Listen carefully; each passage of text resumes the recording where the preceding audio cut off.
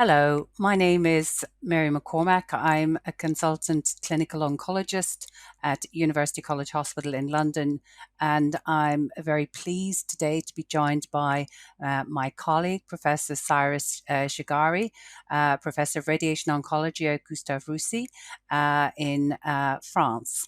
And today we're going to discuss the current treatment approaches to patients with locally advanced cervical cancer. And to get the scene set, I would like to invite Professor Shigari to present a case. Thank you, Mary. This is a typical case of a young patient 34 years old without a significant medical history who has bleeding and pain evolving over more than 3 months and with a diagnosis of locally advanced cervical cancer with histologically confirmation that it's a well-differentiated squamous cell carcinoma. The clinical examination at the diagnosis shows that the tumor is more than 40 millimeters of transverse axis. This is at least a locally advanced disease because the tumor is more than 4 centimeters. There is no vaginal involvement, but there is at rectal examination right proximal parametrial infiltration. This little diagram is quite useful because you know that the standard treatment in local advanced cervical cancer is chemoradiation plus brachytherapy. It's not mandatory that irradiation and brachytherapy are done in the same center. And as brachytherapist, it's mandatory to have a very good examination at the diagnosis. And this diagram shows the tumor expansion at the extension at the level of the cervix and the right parametrial involvement. On the MRI, you can see that the tumor is quite big, with on the sagittal view an extension to the isthmus and without any significant vaginal involvement. And on the axial view, you see that there is at least a right parametrial extension. This tumor is going outside the cervix. And on the PET-CT, there is a significant FDG uptake at the level of the cervix and an unilateral lymph node extension. So, Professor Shigari, what stage would you ascribe to her disease? This is according to the TNM classification a T2B disease because of the proximal parametrial involvement that is not involving the pelvic wall. And this is a N1 disease because of the pelvic lymph node metastasis. According to the FIGO classification, this is a 3C1 disease because of the lymph node extension. As you can see, the FIGO staging system does not allow to have a very good definition of the tumor extent at the level of the true pelvic. And that's why I think that the TNM is quite good classification because of the information of the primary tumor and of the lymph node extension. So, thank you for that. What about the treatment? How do you propose to treat her? I would treat this patient according to the standard, which is concurrent chemoradiation with the radiation of the pelvis at 45 to 46 gray, with concurrent chemotherapy cisplatinum, and then followed with a brachytherapy boost.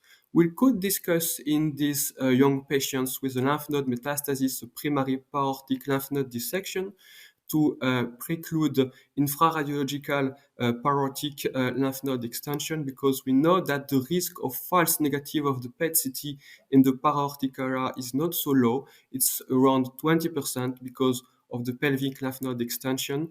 But another option would be to do an irradiation according to the Embrace 2 protocol with irradiation of the pelvis and at least 3 centimeters of margin to take into account the risk for infraradiological lymph node extension above the upper lymph node metastasis. And for a patient with a lymph node that's perhaps less than 2 centimeters in size and just one lymph node in the pelvis, do you think it important if it's a low pelvic node to extend the field, the radiation field, in that case? We don't have in the literature a level of evidence that paraortic lymph node dissection will improve the survival of the patients. The only objective of parotid lymph node dissection is to do staging. I don't think that we need to delay the initiation of chemoradiation if it's a very low pelvic lymph node extent. It won't be the same if we have a common iliac metastasis or bilateral lymph node metastasis, because the risk of parotid lymph node metastasis will be still higher. Of course. And I think we need to mention that the newer techniques that we have for delivering external beam with IMRT and, of course, with image-guided adaptive brachytherapy has made a huge difference to the toxicity we see associated with this treatment. And that's very important when we come to think about survivorship for these patients. Do you have anything further to add to that? I fully agree that we have over the last decade seen many progresses, many advances in in the techniques for radiotherapy in this patient. I would propose intensity modulated radiotherapy that decrease the risk of bowel complication, and then I would propose an image-guided adaptive brachytherapy boost to do dose escalation at the level of the cervix, and it's possible that these patients requires to have interstitial implants to treat the right parametrial involvement at time of brachytherapy. Absolutely, and of course, we know that despite our very best efforts, we can get fantastic local control for these patients. But what we don't appear to have made great progress on, of course, is the risk of recurrent disease. And sadly, up to 40% of these patients will relapse, and many of those will then die from cervical cancer. I think brachytherapy is really important because it allows us to get up close to the tumor. We can give a high radiation dose. We can see what we're doing physically, where we put our applicators. We can then look at it on MR. We get a really clear picture. We can see exactly how much disease is left behind.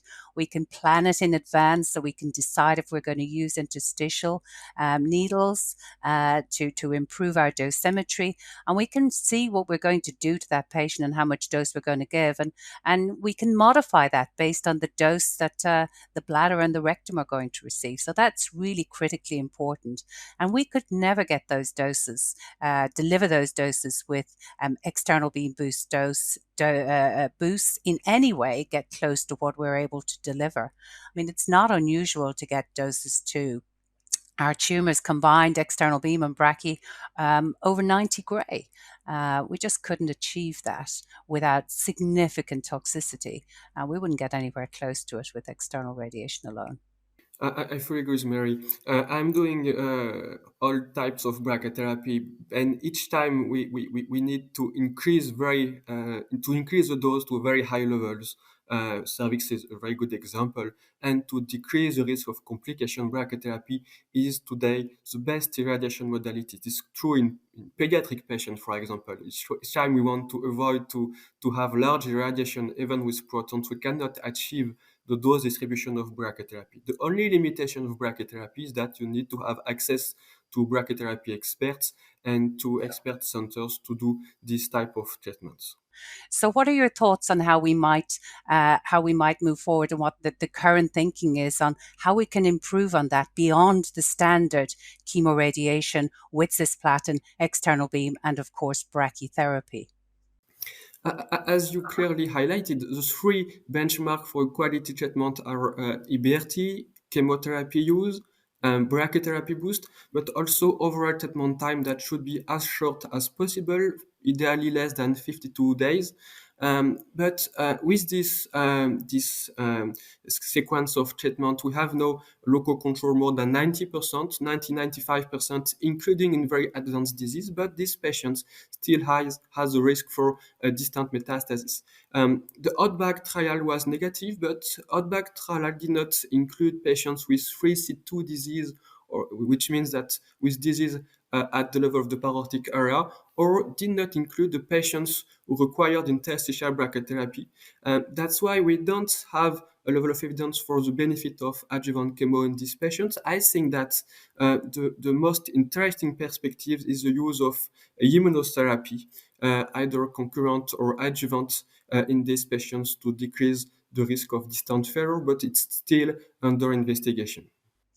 Yes, of course. The CALA trial, as many of you will know, and perhaps some will have contributed patients to, has completed its accrual and is in follow-up, and that's investigating durvalumab with the standard of care treatment, and the ongoing Keynote 18 trial, which is also looking at the addition of immunotherapy to the standard of care. And of course, we eagerly await the results of those trials.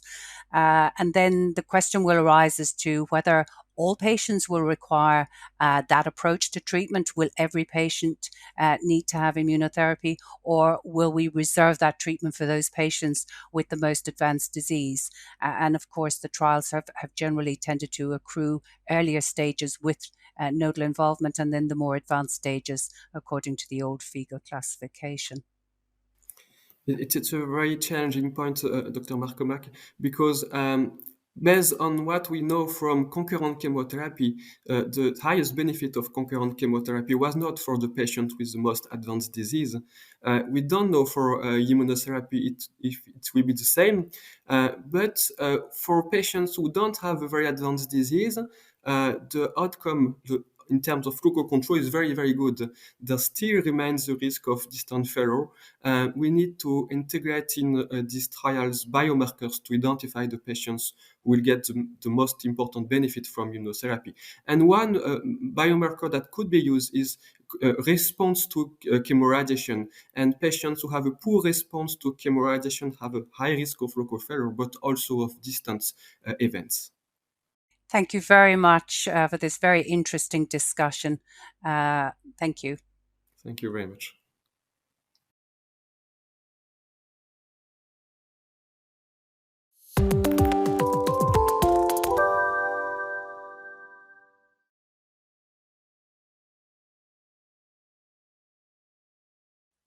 Greetings and welcome. My name is Professor Bradley Monk, and I'm a gynecologic oncologist here at the University of Arizona College of Medicine in Phoenix, Arizona.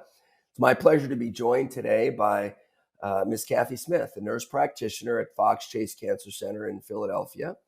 In this section, we will discuss current treatment approaches for patients with locally advanced cervical cancer and how we can optimize outcomes and the best use of the standard of care. So good to be with you and to have this short conversation. Tell me how you interact with patients with newly diagnosed locally advanced cervical cancer. So when patients come into our practice, they have either symptoms of a locally advanced cervical cancer. They could have vaginal bleeding, pain, and they're usually, for locally advanced cervical cancers, are diagnosed with a big cervical tumor. And from there, we work the patient up and we find the best treatment strategy for that patient. By locally advanced cervical cancer, I think we mean tumors that are too large for surgical resection. These would be tumors that would be generally greater than 4 centimeters, spread outside the cervix into the paracervical soft tissue, and even involve the lymph nodes. What are the risk factors for cervical cancer, Kathy? So some of the risks are, as I said, large tumor size greater than 5 centimeters. Young age women under 40 is also a risk factor. The histology, like non-squamous cervical cancers, positive lymph nodes on MRI is a risk factor, and then advanced stage 3 or stage 4. Yeah, those are definitely poor prognostic factors. I think if we've learned anything from the pandemic is that vaccination works. And we've also learned that in cervical cancer, that this is a virally induced cancer, the human papillomavirus, and you get vaccinated against it. And if you get vaccinated against it as a young individual, generally between the ages of 9 and 12, boys and girls, you're probably not going to die. And the other thing that we've learned is you can test for the virus right on the cervix, just like you can get COVID tested. So I think this pandemic there's been a lot of parallel messages between vaccination and viral testing. Now, you say you work with various groups in your practice. You're a nurse. Who else is involved in the patient experience in treating cervical cancer that's too large for resection? So I work with GYN oncologists that are surgeons and also board certified in medicine, and so they treat the patient, for these types of cancers, along with radiation oncologists. It requires a multidisciplinary team to manage the complexity of this treatment plan. And are those cases discussed at a tumor board? We call it a tumor board. Internationally, they call it a multidisciplinary conference. Do you have tumor boards? That's correct. Yes, we have tumor board weekly. We meet weekly with medical oncology, surgical oncology, radiation oncology, pathologists. It also includes genetics, nursing, nurse navigators, our fellows, residents, and we meet weekly to discuss new cases, and then sometimes when there is disease progression or recurrence and new treatment decisions need to be made. Now, how do you support the patient in this journey? They will see a surgeon, see a systemic treater, which could be a gynecologic oncologist or even a medical oncologist, radiation. Do you help coordinate that? How do you help them get through that very stressful situation? Yeah, I think it's important to really develop a relationship early on, since there are so many key clinicians in the patient's care. So establishing that relationship early on is important to help identify any barriers that could be present in terms of, it could be transportation issues or financial concerns. And trying to educate the patient on exactly what is involved in this treatment regimen, and then working with the patient throughout the course of their treatment, and also educating them on side effects of the treatment and management of those side effects, the early side effects and late side effects as well. Yeah, we've learned that sort of we need to stay on schedule for treating with radiation. We try to do it under 8 weeks, which would be 56 days. And because big treatment delays, quite frankly, the cancer grows back if you don't keep the pressure on it. How do you keep patients stay on schedule? You mentioned transportation, weather, all sorts of issues. How do you do that so that we avoid treatment delays? So, establishing that relationship is key. Asking, is the patient working? Are they planning on working through this? Are they able to work through this?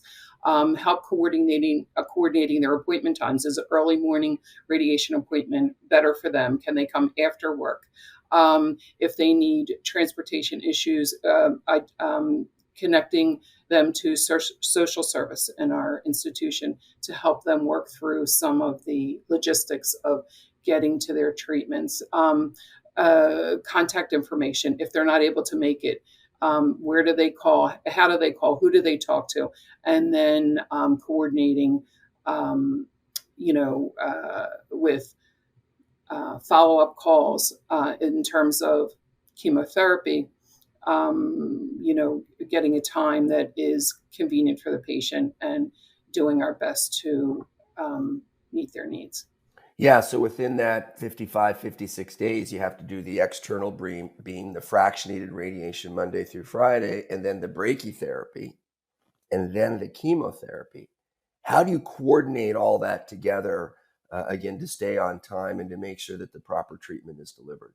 So, I usually meet the patient in the beginning, and like I said, we establish a relationship, and then I kind of outline for the patient. So, usually the nurse practitioner, the nurse who is going to be working with the patient, and then coordinate. I usually set up their chemotherapy appointments and also radiation appointments, and have a lot of conversations back and forth with the patient, with their, the physicians, either the radiation oncologist or surgical oncologist, what needs to be done, and then work through the logistics of that. There's also nurse navigators that in our institution that are key with helping the patient as well. Yeah, we're going to talk about the importance of brachytherapy, how it takes a very skilled radiation oncologist. Do you have difficulty with access to brachytherapy? Because in some parts of the world, there's a lot of cancer, but there's not very many radiation units or brachytherapy expertise. Do you have trouble with access to that? At our institution, no, we don't. The standard of care would be, chemo, radiation with concurrent weekly cisplatin followed by brachytherapy. Sometimes, if there is a patient that's having problems logistically, we may admit them for the brachytherapy for that short period of time after their external beam radiation. We've done that a few times to help if there's a problem with the logistics of coming. Yeah, thank you for that. And so the first component, external beam radiation, the second component, brachytherapy, and then the third, systemic therapy. And you outlined it well, weekly cisplatin. There's this attempt to give chemotherapy after, what we call outback. We did that. That was presented at ASCO. That was negative. And we have a very nice trial, Interlace, which adds additional cycles of chemotherapy before. We'll have to wait and see what that shows. But I think the standard remains the standard: external beam, radiation, brachytherapy, and weekly systemic cisplatin. So thank you, and so long for now. Thank you.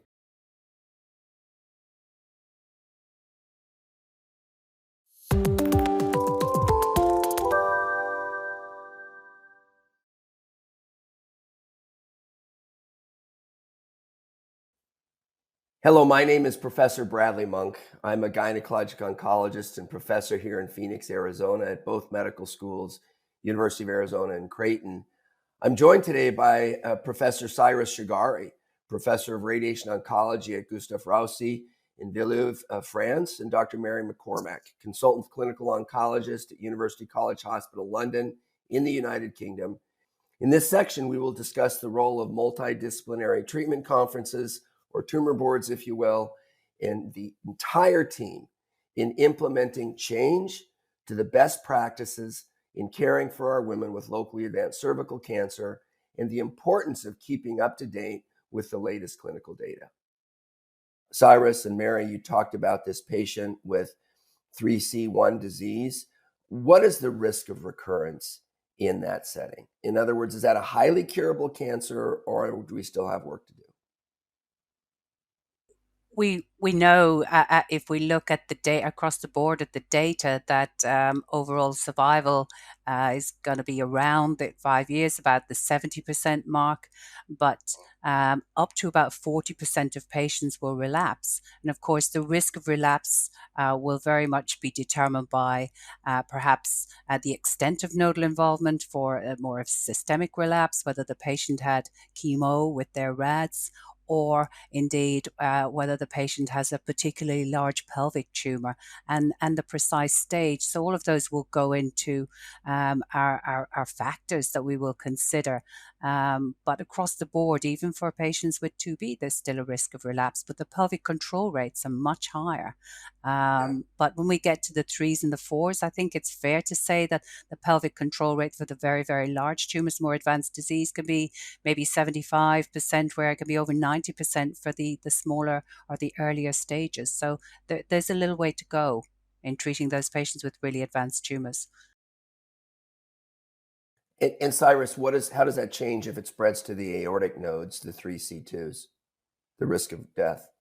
The risk of death for 3C2 disease, for patients with 3C2 disease, depends on the number of paraortic lymph node metastases. We have retrospective data on that. It depends also on the size of the paraortic lymph node metastasis. In the best series of patients with 3C2 disease, we have a probability of survival at 5 years, which is not good, which is around 40%, which is quite low, despite complete treatment with pelvic and paraortic lymph node irradiation and with lymph node boost. But we have no a level of evidence that this patient should anyway be treated with curative intent and not with only chemotherapy. If we want to cure them, and even if it's only in 40% of the cases, we need to associate pelvic paraortic radiotherapy, lymph node boost, and a brachy boost. So we have lots of work to do. I mean, if we're losing 30% of patients with pelvic node metastases and maybe even 60% with aortic node metastases, that's terrible, quite frankly. So we have to do everything that we can. What sort of radiation doses, Mary, do you use? External beam in the pelvis and in the aortic area? So our external beam dose is 45 to 50 gray. Generally, it's 45 and 25, so that's 1.8 gray fractions. So 5 weeks of external beam, and then we will give 28 gray in 4 fractions brachytherapy, and we tend to give our brachy towards the end of the external beam, and we will aim to complete that inside 50 days. Similarly, we'll give a similar 45 gray, 25 to the paraortics, and then we'll boost any involved nodes. So, Mary, we've talked a lot about tumor boards in the U.S. You have MDTs, I know, and particularly in the U.K., but other countries for sure. Tell us how the MDT works in your center and why that's important. Well, we have a weekly meeting of all the key stakeholders, so the gyn-onc surgeons, the rad-onc clin-oncs in the UK, medical oncologists, our clinical nurse specialists, pathologists, radiologists, and we have a psychologist also who's part of our team. And we will review all new cases. So it's important to review the pathology and review the imaging. And really, when it comes to cervical cancer, the key decision making here is, will this patient be suitable for an operation, or do they require chemorad? So it's surgery or no surgery. And so those are the initial conversations. For the most part, it's pretty obvious. Patients with really advanced large tumors, they're not going down the surgical route. And then they will be referred to the radiation oncologist, which in our institution will be me and my colleagues. And then we will walk the patient through their what is expected, what we're going to deliver, what the treatment is going to be, and of course, the key personnel on that journey, apart from the patient and their supporters, is our clinical nurse specialist. And so together we will explain the treatment plan to the patient, and we may have to do that in a couple of different sessions, because there's such a thing as information overload, and when you want to explain to the patient about chemotherapy and radiotherapy, external beam, brachytherapy, it can be quite confusing. So having plenty of educational material for the patient to take away, perhaps even some videos for them to watch, bring them back again, and then an opportunity for them to sit with the specialist nurse and to talk about the logistics, and often their financial considerations, their transportation issues, etc., to iron out all of those logistical issues before we get the patient on treatment. And that, I think, is really key to keeping the patient on board, because it's a long journey and they need to be fully on board from the outset. So, Professor Shigari Cyrus, would the MDT be a nice opportunity to teach the team about new treatments should they be developed? Yes, I think that the MTD is first the opportunity to discuss on the cases, especially for difficult cases.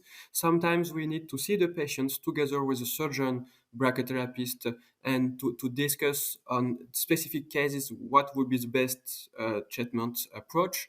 And sometimes we see the patients, but usually the patient is not there. But the MTD is also the opportunity to discuss on new strategies, new clinical trials. And with immunotherapy, there is an emerging place for MTD dedicated to the management of immune-related side effects, because we may see some hyperprogression, we may see some unexpected side effects, and having an MTD dedicated to the treatment of immune-related side effects may be something interesting too. I think it's a very exciting time to be a physician treating cervical cancer, because for the first time, certainly in my career, we now going to have the opportunity to look at lots of different drugs. I mean, what a bonanza that is, and really our challenges are going to be to decide, particularly for metastatic disease, whether we use single agent immunotherapy, whether we use the combos, whether we say, oh, this patient should have, They should have an ADC like tisotumab, or they should go for a different type of treatment, and then when to actually intervene, and what drug and which combo or single agent is going to be best in which setting.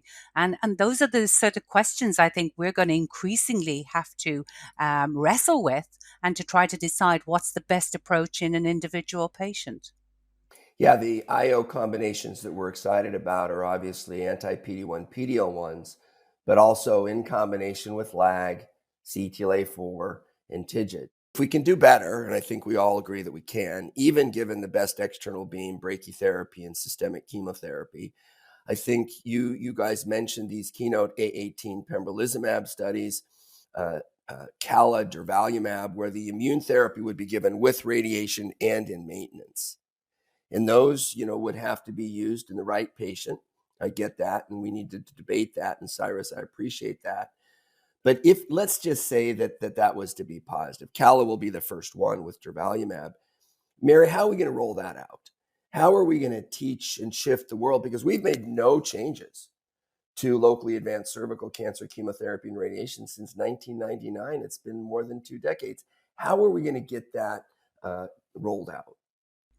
We're going to have to talk about it a lot, so that'll be exciting. But I think we're going to have to educate our multidisciplinary teams, and it is really going to be educating the radiation oncologists and our medical oncology colleagues. And then I guess there'll be a debate about who should manage the patient. Will it be the rad-onc? Will it be the med-onc? Maybe there'll be a combined care for the patient. But those are the sorts of logistics that will need to be taken into consideration. But I think it's really going to be key to have everybody on board: the rad-onc, the med-onc, the gyn-onc at the beginning, the specialist nurses, because it is going to take a team approach to get the patient on board. And really, I mean, that's going to be key. So we can make all the plans we want, but we need to take the patient with us on that journey. And it is important that they're educated about it, and the importance of continuing to turn up on time for their treatments, not to miss their treatment slots. And of course, to let us know when they've got toxicity, and then we need to know how to manage that. We'll see what that shows, and I'm excited to your point, Mary, to have lots of discussion about it.